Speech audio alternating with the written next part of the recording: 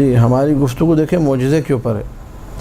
ایک آدمی نے اگر کسی پرچے میں بانٹ کر یا کسی کتابچے میں بانٹ کر معجزات کے اینڈ میں ایک جملہ لکھ دیا. اس جملے کا میں ضامن نہیں ہوں. میری گفتگو دیکھیں، میں نے پہلے کہا معجزے کی بات. آپ معجزے کو غلط نہیں کہہ سکتے. آپ بولیں یہ جملہ غلط لکھا ہوا. بات واضح. آپ کا جو سوال ہے بالکل میں آپ کی تائید کرتا ہوں. کوئی بھی ایسی بیوقوفانہ بات کرے کہ جس نے یہ والا معجزہ نہیں پڑھا امام اس کا گھر جلا دیں گے، نعوذ باللہ، یہ امام اس کو تباہ و برباد کر دیں گے، یا یہ میسیج تم نے اگر واٹس ایپ پہ 20 لوگوں کو نہیں بھیجا تو تمہارا واٹس ایپ بند ہو جائے گا مثلا، اس پہ میسیجز لوگوں کی طرف سے نہیں آئیں گے. تو بیوقوفانہ بات ہے، غلط بات ہے، اس کی کوئی بھی تائید نہیں کرتا. میرا کہنے کا مطلب صرف اتنا ہے کہ اگر کسی نے ایک غلط بات کر بھی دی تو میں معجزے پہ کیوں حملہ کروں کہ معجزہ معتبر نہیں ہے. ٹھیک ہے.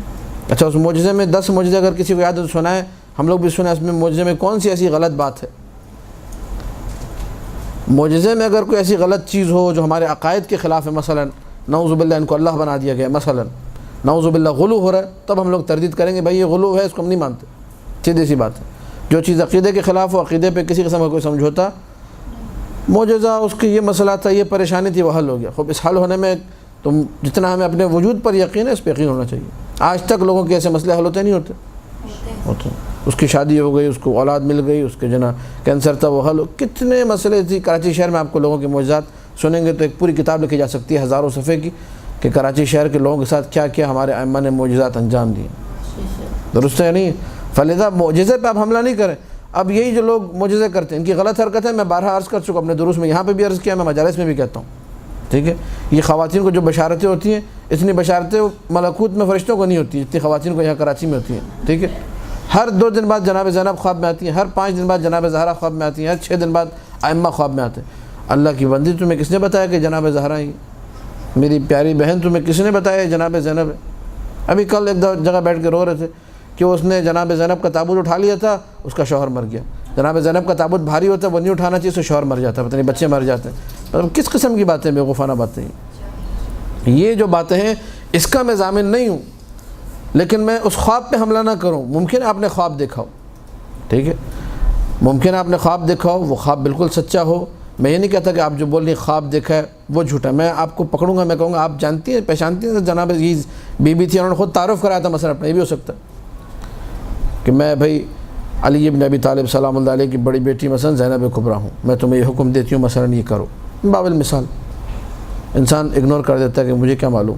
پھر دوسری مرتبہ، تیسری مرتبہ وہ خواب آپ کے لیے حجت بن جاتا ہے. پھر میرے تب بھی حجت نہیں ہو، آپ کے لیے حجت ہے، آپ نے عمل کیا. لیکن اس کے دستور ہمارے پاس روایات میں موجود ہیں. لوگ پوچھتے ہیں، اچھا جو بتانے والا ہے وہ بسا اوقات مجھ جیسا جو ہے نالائق ہوتا ہے، انشاءاللہ اس کو ایڈٹ کر دیں گے لوگ، میں نے اپنے آپ کو نالائق کہا ہے. تو وہ کیا کہتے ہیں، وہ دیکھتا ہے کہ یار یہ چیز میں نے کبھی نہ پڑھی ہے نہ سنی ہے. تو میں کہتا ہوں نہیں، غلط اندر غلط، کوئی اس کا اعتبار نہیں، یہ طریقہ درست نہیں. نہ عالم جو ہے سامنے اس کی فیلڈ ہے. یہ خواب کے اوپر مرزا حسین نوری تبرسی نے 4 جلدوں پہ کتاب لکھی ہے، دارالسلام تبرسی. اس میں صرف خواب ہیں، ائمہ کے خواب، لوگوں کے خواب جو اماموں کے حوالے سے دیکھ کے وَإِلَىٰ آخِرِهِ. ٹھیک ہے. خواب کی ایک حقیقت ہے. خواب نبوت کے اجزاء میں سے پتہ نہیں 70واں پتہ نہیں کون سا جز ہے. قرآن کے اندر کتنے خواب جو ان کا ذکر ہے یا نہیں ہے. خواب کی حقیقت سے میرا منکر، میں نے خواب کے اوپر پورا خمسہ پڑھا، ایک پتہ نہیں ریکارڈ کیا تھا نہیں کیا تھا، پورا ایک خمسہ صرف خواب. اس میں لوگ بھی وہاں سونے والے تھے، میرا موضوع بھی خواب تھا. تو خواب پہ ہم نے پورا ایک خمسہ پڑھا. اس میں مصائب بھی خواب کے، فضائل بھی خواب کے. خواب ایک پوری حقیقت ہے. اب کسی نے آ کے یہ چیپٹر کو، تاکہ میں کلوز کر دوں اس بات کو جو آپ نے سوال کیا تھا، کسی نے آ کے 8ویں امام کے سامنے کا، امام رضا علیہ الصلوۃ والسلام، اللہم صلی علی محمد و آل محمد،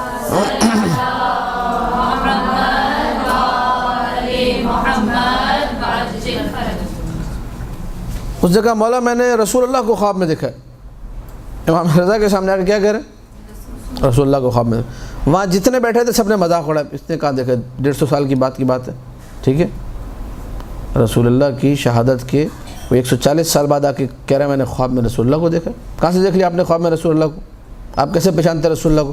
لوگوں نے اس کی بات کو سمجھے، آپ اگنور کر دیا، اس کو ویلیو نہیں دی. وہ جس طرح اشارے ہوتے ہیں، خواتین ماہر ہوتی ہیں اشاروں میں، ایک ایسا منہ بناتی پتہ چل جاتا ہے کہ اس کی بات میں کوئی دم نہیں ہے.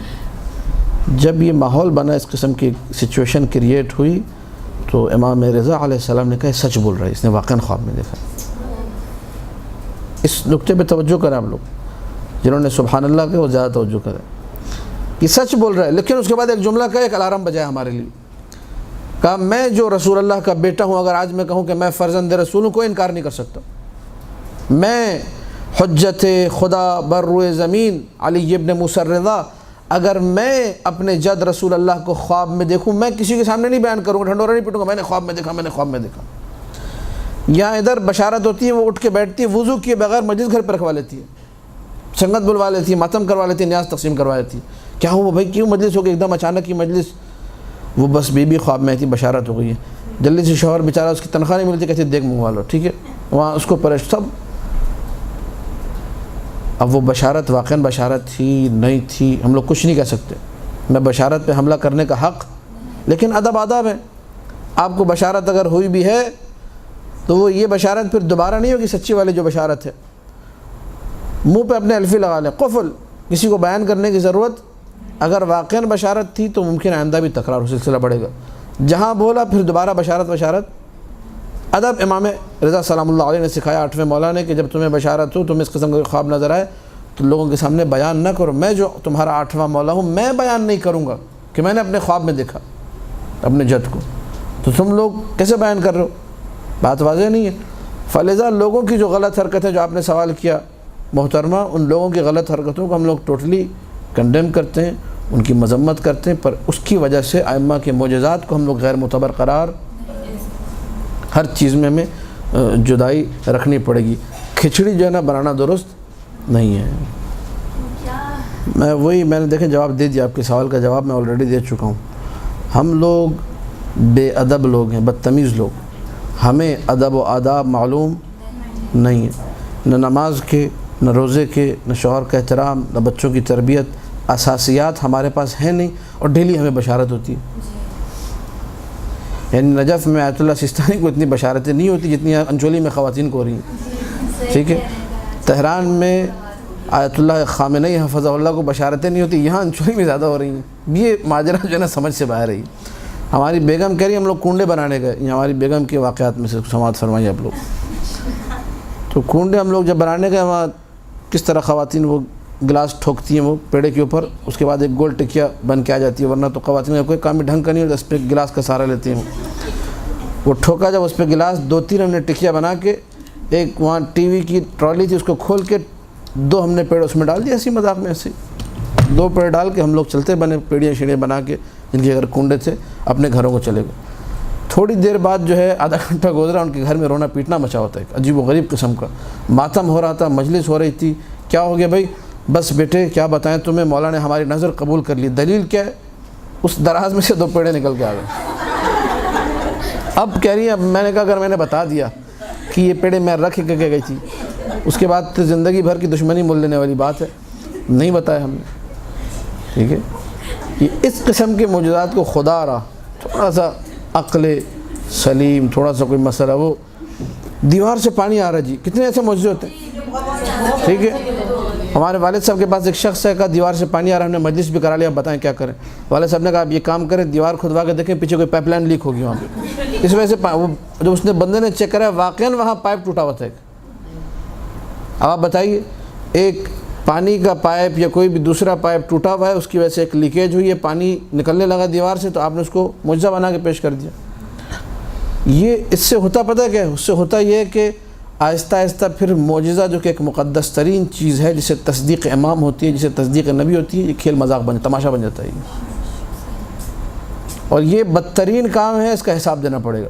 جو لوگ یہ حرکتیں کرتے ہیں اپنی جہالت کی وجہ سے، خدا ان لوگوں کو ہدایت دے، ان کو عقل دے، شعور دے۔ میں دعا کرتا ہوں کہ آپ لوگ جو یہاں خواتین بیٹھی ہوئی اس گفتگو کو سن رہی ہیں، آپ لوگ یہ شعور معاشرے میں پیدا کریں، اس کو اجاگر کریں کہ بابا خدا را اپنے آپ کو ذرا سنبھالو، اس قسم کی حرکتیں جو ہیں معصومین کو پسند نہیں آتی ہیں، کہ جو چیز آپ کے گھر میں ہوئی آپ نے اس کو معجزہ بنا دیا۔ اب آپ مجھے بتائیں، جو میں نے مطلب ہنسنے کی بات تو ہے، رونے کی بات بھی ہے، کہ ایک دراز کے اندر سے 2 پیڑے نکلے، آپ نے اس کو معجزے کا نام دے دیا، گھر پہ سنگت بلا لی، مجلس ماتم رونا پیٹنا ہو گیا۔ یہ کیا ہے؟ کوئی طریقہ نہیں ہے، یہ سلیقے کے خلاف ہے، ادب و آداب کے خلاف ہے۔ اسی کو میں نے تعبیر کیا بدتمیزی کے ساتھ۔ ہم لوگ اپنے دینی معاملات کے اندر بدتمیز واقع ہوئے ہیں، ہمیں تمیز نہیں، ادب نہیں ہے، بے ادب ہیں ہم لوگ۔ جب تک مؤدب اپنے آپ کو نہیں بنائیں گے معصوم کی. یہ میں نے ایک ادب چھوٹا سا ادب بتایا، لیکن اس ادب کو اگر ہم نے اپنا لیا ہمارے آدھی بشارتیں کم ہو جائیں گی ہماری، اور جو ہوں گی سچی وہ کوئی بتائے گا نہیں. کہ 8ویں مولا نے کہا میں نے خواب میں اگر میں بھی دیکھوں تو میں بتاؤں گا. ایک جملہ ہے، میں بھی اگر خواب میں دیکھوں میں بتاؤں گا. اس ایک جملے کو آپ مشعل راہ بنائیں، دیکھیں آپ کی جو 1000 بشارتیں اس میں سے شاید 990 غائب ہوں گی، 10 بچیں گی تو وہ بتائے گا نہیں کوئی، سب معاملات سیٹ ہو جائیں گے. اب اس میں سے کچھ چیزیں ابھی اس طرح خواتین نے ذکر کیا کہ مثلا لائٹیں جلتی رہیں، اور یہ تو اسراف حرام ہے، مطلب امام حرام کا حکم دیں گے. ٹھیک ہے، تابوت آگے نہ بڑھے، اور اس قسم کی اور بھی بہت ساری چیزیں جن کے اندر اصلاً معصوم کی طرف سے نعوذ باللہ لوگ جو بتاتے ہیں حرام کا حکم آ رہا ہوتا ہے. تو امام کبھی بھی آپ کو حرام کا حکم نہیں دیں گے کہ آپ حرام کریں. یہ بھی پھر وہی بات ہے جہالت اور بے ادبی والی.